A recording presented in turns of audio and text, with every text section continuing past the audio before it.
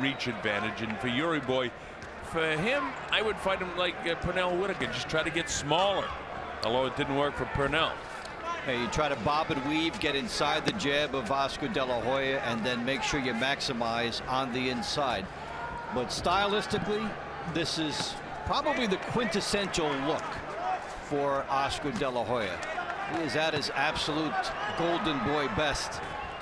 I made this type of a matchup. Right, Dave. I made the comment earlier that in spite of the fact that Yuri Boy's only a year older, his body and physically with all the fights he's had is really much older than what Oscar is at 30, and Yuri Boy's only 31. Wow, with the right hand goes Oscar, right back with a light jab in the face. But the difference is De La Hoya's landing his jab. I don't know what he can do to stop Oscar from what he's doing right here. No, it's a tough guy against a tough and a slick guy. So he's got one way to win. Oscar De La Hoya has two ways to win. And that's the matchup disadvantage for him coming in. He has to keep doing what he's trying to do here. Get inside. He should get smaller, bob and weave, and he must be firing when he comes in. But here the hand speed gets him. Yeah, and certainly Oscar hangs on for a bit. They get tied up. And now he makes a lot of mistakes by entering that, what I call the kill zone, without throwing punches. When he does, Oscar's countering him. Oscar is getting off more with the lead shots, and he's hitting him. I mean, really hard, Dave, with the right hand. And that's what is one characteristic of an elite fighter, that when he makes you pay for the mistakes, he does it with finality. He makes you pay a lot. And every time Yuri Boy Campas comes in, he gets drilled hard with these body shots. Now look at him here. He's too tall. He needs to be down and then trying to get into his hook. He's too tall. De La Hoya can just pick him off with his exquisite hand speed. 1, 2, 3 downstairs, then back upstairs. Yuri Boy. The right hand. On the inside, he's really good with the uppercut. Lopez is going to try to go and get Alvarez to drop his hands a little bit.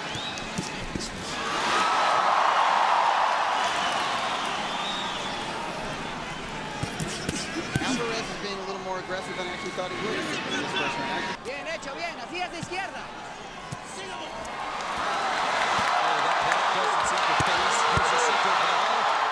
Comes out even more aggressive in round 2. That was a nice right to the head.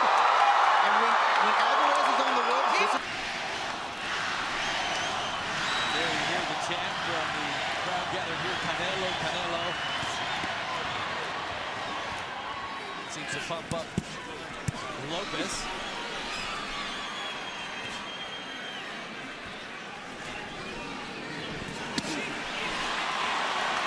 Shot there with the left hook to the body. He's having success with that punch. Yeah. And you can see the redness around the left eye of Lopez from the right hands that Alvarez has landed. So the cut man in Lopez's corner is going to have his work cut out for him tonight. All right, break. Bring out.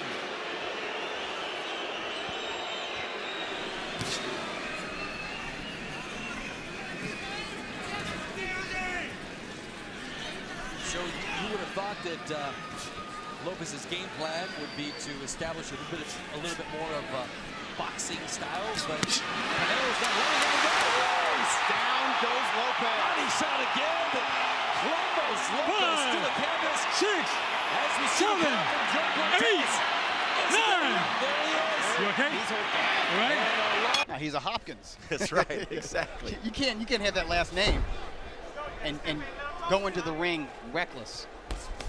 And he's a veteran. Exactly. All right, stop right there. No run with him. Charlo, you're going to see, is Right, going to take a probably step have back, the watch his faster, shoulders. snappier jab. Now go.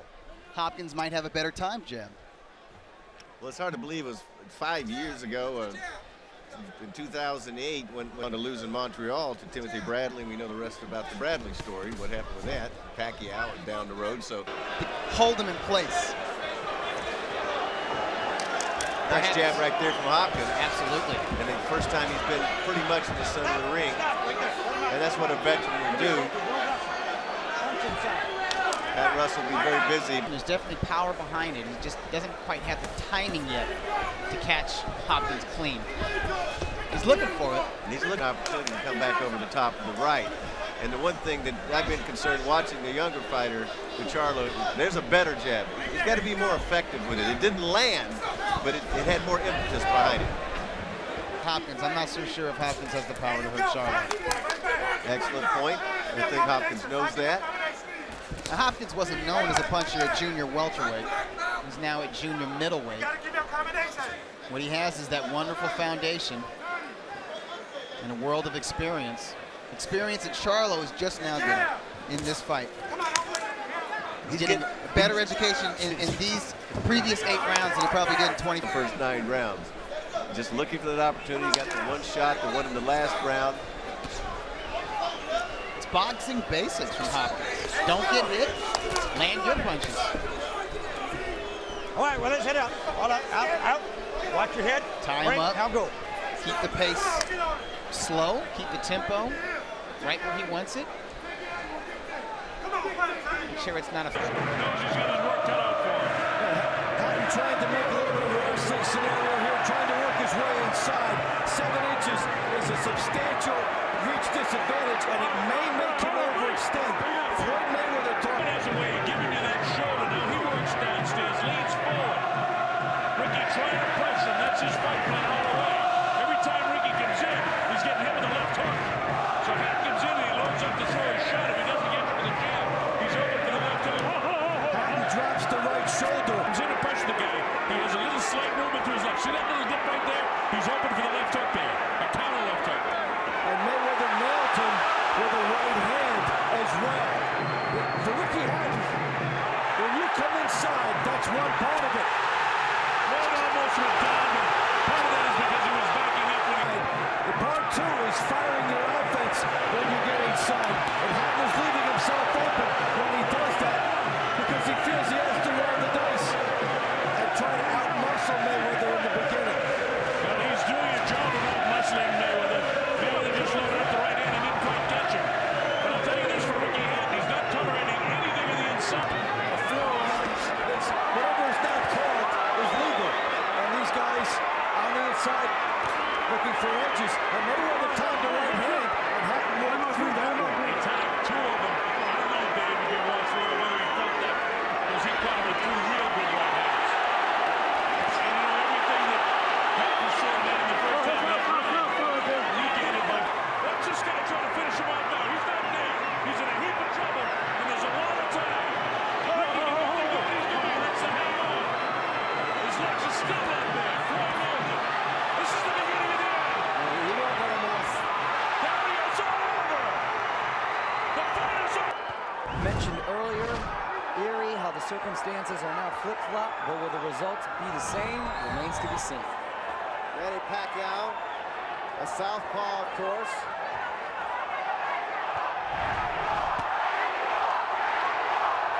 Rose this last week in Las Vegas.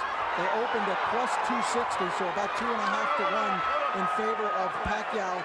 By fight time today, they were minus 360, over 3.5 to 1 in favor of Pacquiao. Well, there's a lot of influx from the islands, too, coming here to bet on their guy. On his toes. They're doing a good job giving lateral.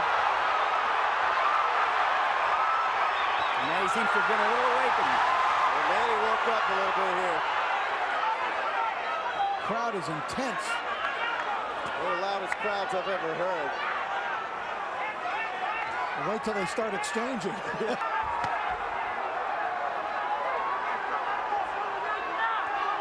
I think Pacquiao's different, or he's frustrated. Pacquiao still wants to fight, waving Marco Antonio in. Come on, let's fight. Different tempo in this fight. And yet, I don't know if he's noticed, but yet another sign of the cross. I noticed that, but is Barrera going to let him do it? But at least it's during the fight. Unlike when Frank Bruno fought Bob Arum promotes Pacquiao, one promoter. Oscar De La Hoya promotes Barrera. Oh, good combination from Manny. He's got Barrera in the corner. Barrera's a little bit teed off about it right now, but he got caught over there. He did not fire back that time, Barrera, the way that he had earlier. More emphasis on defense, more latterly in his career.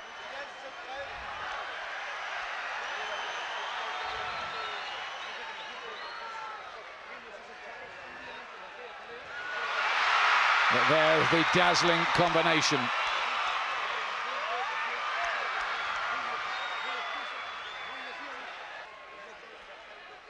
Chavez just being made to look a little at one pace by comparison. But this is a little bit like the old Julio Cesar, isn't it? He's stepping forward and letting the punches flow. Yes, he's got to try and keep a constant pressure on De La Hoya. When De La Hoya has this...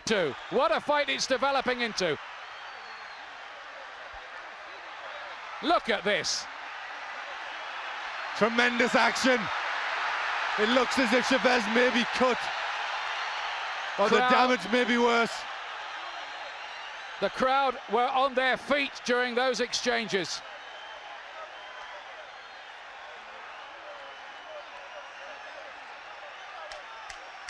Well, what do you know about this, Ian? They said it was going to be an easy fight for De La Hoya. They didn't account for the immense pride and toughness of Cesar Chavez. Look at the finish from De La Hoya, who wanted to carry on. De La Hoya not frightened to get involved, and look at his hand speed. It's brilliant, isn't it? Excellent combinations from De La Hoya as Chavez comes forward. Left hook, though, from Chavez, and De La Hoya shows the quality of his chin. He has been down. So many opponents under 20% landed their punches, so he is a superior defensive fighter. You see the shoulder roll, you see him spin off. He's able to spin from offense to defense and back better than just about anybody ever has done. Now Miguel trying to go for the head. Now Floyd ties him up, but he takes time. Really, you wonder how this guy has such a great extension to his punches. Look how he turns his shoulder in. Look at the way he made Cotto miss coming in.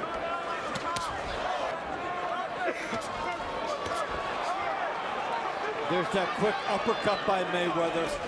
Starts out as a jab from that position, and then he throws a leaping uppercut, and then he's fast enough to get out of the way before being hit with a counter. Now Cotto gets a chopping shot in there, but Floyd really looks like, you know, he's really in command of things. They both jump in together, nobody throws a punch, then Floyd jumps. But this guy is so loose, and finally Cotto lands a couple of shots. Brings the crowd to life. Little over a minute to go in the second round of this fight. Floyd threatens the right hand to the left side of the skull, then the uppercut on the inside. This guy, you're right, he rolls the shoulders. He gets load shots off the ropes. And snaps the head back at Miguel Cotto. That was right in front of us, Dave. And you can just watch the genius of this kid. I haven't seen him fight any better. Now, and he toyed with Cotto. He let Cotto land one to get close enough for himself to land a huge right hand, and he's got a 15-2. Lopez, who I thought was the greatest boxer I've ever seen in my life. I'm beginning to think that Floyd Mayweather might be the best I've ever seen now. Here's Cotto trying to give it a shot here. He doesn't catch Floyd clean, though. Pushes Floyd back in. Floyd up and down. He doesn't need to stay in here.